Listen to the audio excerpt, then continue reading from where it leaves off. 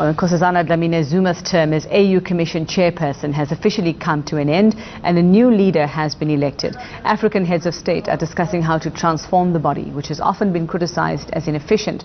Well, just what kind of legacy has Dlamini Zuma left as chairperson? We're joined by political analyst Jock Matthew Agai this morning. Jock, good morning and thanks for your time. I mean, just looking at the reviews Nkosazana Dlamini Zuma had, not many feeling that she'd done the best job or the greatest job, but the other side of it is that she's had to deal with a lot of what we termed strongmen on the continent, and that was a difficult task for her. What do you think? Yeah. She has done her best. I mean, being a former foreign minister here in South Africa, and she was able to manage the seat well. I mean, based on the way she can. But we also need to understand that this is the first time that a woman is taking that seat. So I'm sure that within herself there are many things that she has to adjust in order to. I mean, she knows that it is a male-dominated place. But her this incoming has actually helped in so many ways. The other feeling, and bringing it closer to home, is that that stint, if you were to put it as a AU Commission chair, was merely her biding time so she could come back to South African politics. I don't know if you agree with that sentiment, and it's been a criticism from some quarters. Yes, it's a preparation. It's a kind of a preparation for her so that she will come home. But you could also remember that while she was an AU chairperson, she do come home a lot. In fact, there's been criticized by some analysts that she concentrated in South African politics more than the African Union this in politics. And now it's possible that it's going to reap something positive for her, because the ANC may actually consider her as a future candidate for the ANC presidency.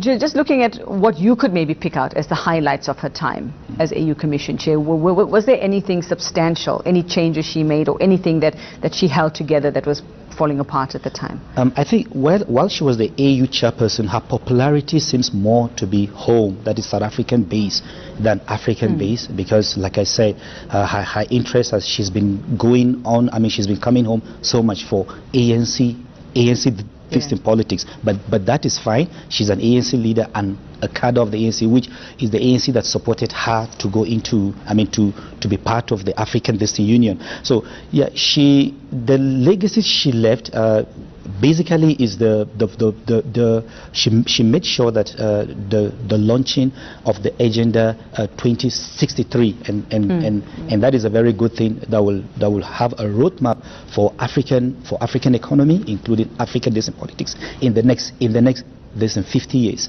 And the other thing is that she's been able to develop the interests of women into African politics, and you could see after her, two other women came now to contest for the seat, even though they did not make it. So she's opened the door in Yes, she has opened the door. What do we know about Musa Faki Mahamat, and what do we know about how he can, I mean, President Jacob Zuma saying the African Union is ready to transform. What role do you see Mahamat playing in this, and is he the best person for this job? Unlike Ma'am Nkosazana, he had so much experience in the African Union. Yeah. She was the Minister of Foreign Affairs here, but then she doesn't have experience like he had, because now he has already worked with the African Union for quite a number of years, and now that he's taken the seat, I'm sure that he will be more versatile, and I'm sure that if he understands the problem of the African Union, now the problem is his willingness to actually begin to put what need to be put on. For example, the issue of the implementation of the Agenda 2063. Will he go on with that program, or will he initiate his own new program? Likewise, there are specific challenges also that he might be faced with, for which the African leaders have not been able to tackle certain things. For example, pre-election violence and post-election violence. At the time of Nkosazana, I mean, such things has not been addressed. At the moment, the African Union depend on the African Peace Mission group, but I think we can go further than that into creating an opportunity to say, is it possible for Africa to have an African electoral courts? Because often the local courts, in local politics within Africa, there is no trust, because there's a belief that executive always influence justice system in a way that it will work for the interest of either an incumbent or a specific person. That's I mean, and that came out recently when we saw what happened in the Gambia. And I think the ineffectiveness of the AU was highlighted. Yes. And there seems to be low trust among citizens on their own cause. So I think it's a good idea if African Union can develop an electoral court to handle pre-election violence and possibly post-election cases, so that it will be And speaking of elections, Jock, I mean, is the African Union, what does it need to do? What can Mohamed do to stand up? Can he stand up to those strongmen? Lots of criticism of African leaders who want to continue to extend their term and rule till forever. Yeah. I mean, that is something that needs to be tackled as well. How will he fare in what's seen as this boys' club? Yeah, I think basically he needs to build on the issues of security within the continent, and economic development is very, very important.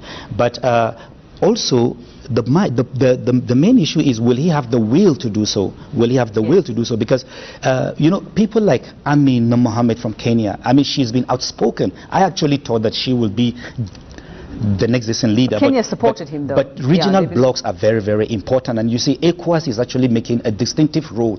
I mean, playing a very stronger role among the regional bodies in Africa. So I think he needs to build on the issue of security. But will he have the will? Somehow he had to depend on the votes, certain votes, particularly from West Eastern Africa, and he has worked hand in hand with the Chadian president. So somehow there could be an influence probably from Chadian president on him. But then if he wants to stand out, really we have a lot of challenges in Africa, and we will want him to really be on his own and stand out and speak what needs to be spoken, particularly on the issue of tenureship. Do we need to have a period that the leader has to rule, issues like that? And he comes in at a very interesting time, Jock, as well. I mean, we know Donald Trump, and we know his sentiments about Africa. So one has to wonder just how Mohamed will lead in terms of weathering that storm. What's going to happen? What is the US going to do or not do when it comes to Africa? It's going to be very interesting to watch that. Yes, it is. And particularly, people criticize Donald Trump a lot. Yes, he got his distinct weaknesses, but I think he wants to teach people also the issue of dependency. I heard our president Jacob Zuma today saying that on the issue of funding for the African Union, I think the idea that Trump is bringing, it will make us to really look inside and not such a bad thing for the continent, you say? To some extent, there are things that need to be checked, especially in terms of trade. But in terms of politics, we need to look inside. How can we use our own resources and take care of our own needs within Africa? Does Mohamed have what it takes to bring all of this together, do you think? I don't see much of that in him, but then due to the challenge that is being coped up, we say now, Africa, we are sensitized now. People know people are interested in democracy, people are interested in politics. You can check the social media. We have different kind of contribution to make. So there is a pressure. I'm sure that due to the pressure that he may realize at the end, and he sees that no, the continent is looking up to you. We have this kind of challenges. Our refugees, the issue of refugees, you see what is happening So I'm sure that the pressure that we will add on, people will add on him. I'm sure that because of that, he will try to make certain things that, even though he does not have the will, he may be forced to do so. Interesting times. So let's hope that the body can live up to what it's supposed to do. Thanks very much. That's political analyst Jock Matthew Agai.